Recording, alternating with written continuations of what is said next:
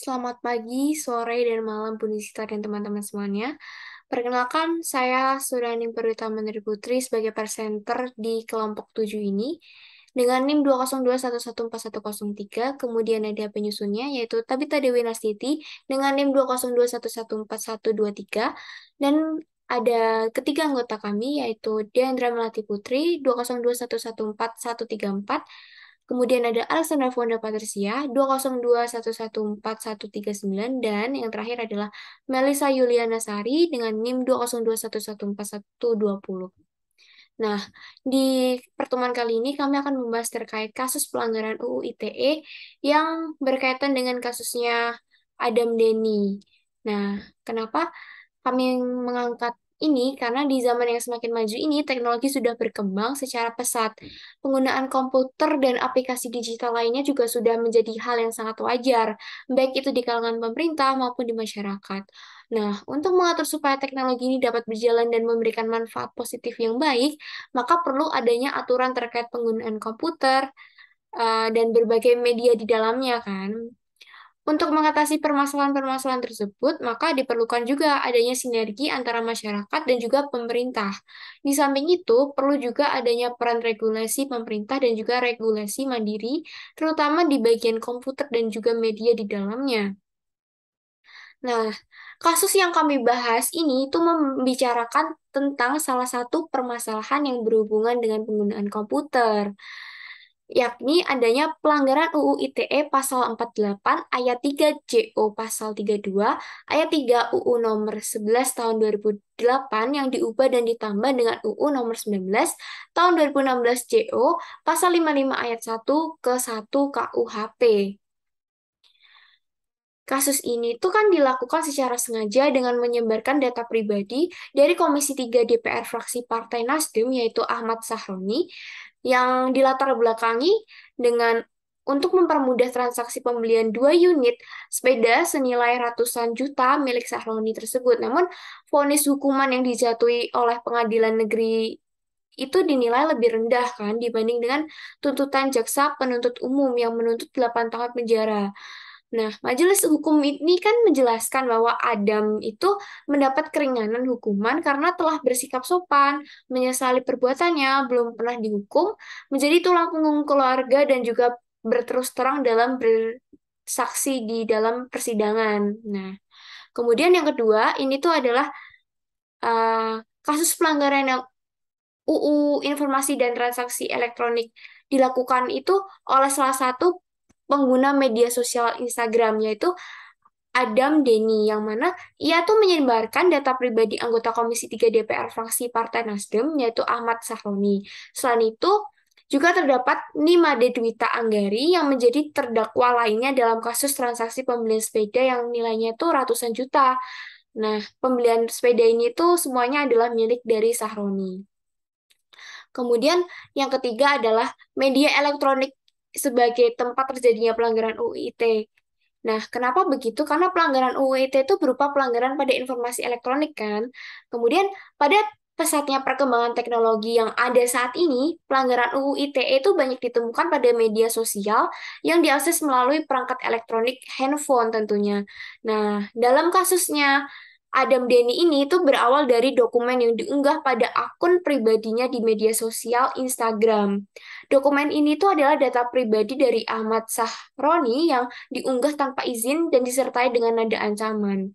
Data pribadi dalam unggahan tanpa persetujuan ini tuh akhirnya diketahui secara luas kan oleh publik dan dibaca juga oleh banyak orang, sehingga hal tersebut ditetapkan sebagai pelanggaran UU ITE.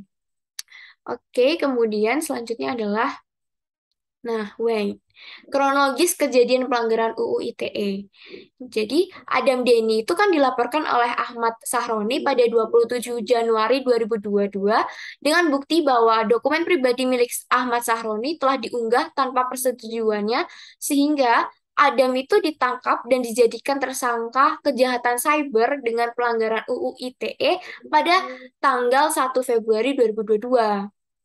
Nah, penyebab dari Adam Denny melanggar UU ITE itu adalah DUI ini.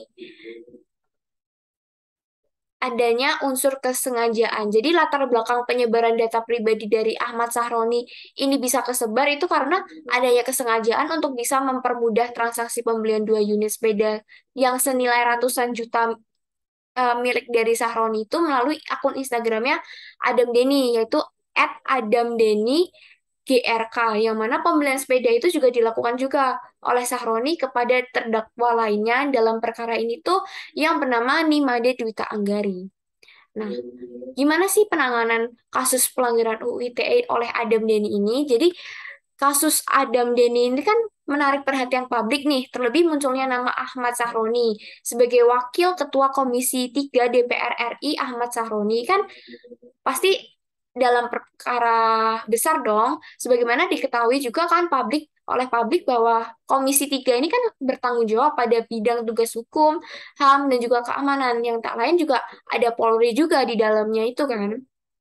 Kemudian pada tanggal 27 Januari 2022 yang menampilkan beberapa lembar kertas berupa invoice dan packing list sedang dibuka, dan pada detik terakhir ada kertas yang mencantumkan nama Ahmad Sahroni. Video tersebut itu merupakan kiriman dari Olsen alias OS yang diterima oleh Adam Denny pada pertengahan Januari 2022. Nama Olsen ini muncul dalam video permintaan maaf Adam Denny kepada Ahmad Sahroni itu. Nah, terkait unggahan tersebut, Ahmad Sahroni ini diwakili kuasa hukumnya Ahmad Suyud itu membuat laporan ke Direktorat Cyber Bareskrim Polri, di mana pada tanggal 1 Februari pukul 19.00 WIB, Adam Denny itu langsung dijemput oleh beberapa anggota Direktorat Cyber Bareskrim Polri di kediaman orang tuanya di Bekasi, Jawa Barat, dengan menyertakan surat perintah penangkapan. Nah, Adam Denny itu langsung ditangkap dan dilakukan penahanan di Rutan Bareskrim Polri pada tanggal 2 Februari 2022. Adam Denny langsung dijerat dengan pasal 48 ayat 1, 2, 3, dan JO, pasal 32 ayat 1, 2, 3 UU ITE. Nah, dan setelah 5 hari setelah penangkapannya Adam Denny langsung ditetapkan sebagai tersangka dalam kasus mengupload dokumen pribadi milik orang lain tanpa izin dan dilakukan penahanan di Rumah Tahanan Negara atau Rutan Bareskrim di Mabes Polri. Dengan begitu, analisis kasus yang bisa kami berikan yaitu adalah terkait penyebab dan solusi, di mana pelanggaran UU ITE itu merupakan salah satu pelanggaran yang kerap terjadi di Indonesia. Salah satu kasus yang kami angkat yakni mengenai pelanggaran UU ITE oleh Adam Denny. Kasus ini itu terjadi karena Adam Denny itu terbukti melakukan pelanggaran UU ITE karena menyebarkan data pribadi anggota Komisi 3 DPR fraksi Partai Nasdem, yaitu Ahmad Sahroni. Solusi yang diambil dari ini yang dilakukan oleh pemerintah khususnya dalam kasus ini itu adalah menjatuhkan pidana penjara pada terdakwa Adam Denny selama 4 tahun penjara dan dijatuhi pidana denda senilai 1 miliar rupiah.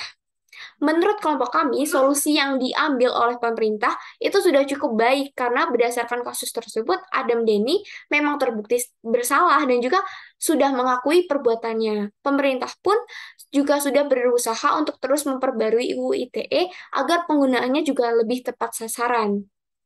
Nah, dengan demikian, kesimpulan yang bisa kelompok kami berikan adalah pelanggaran UU Informasi dan Transaksi Elektronik itu merupakan kasus pelanggaran yang marak seiring dengan pesatnya perkembangan teknologi yang sangat mudah diakses oleh berbagai platform, terutama media sosial sebagai pencetus pelanggaran paling besar.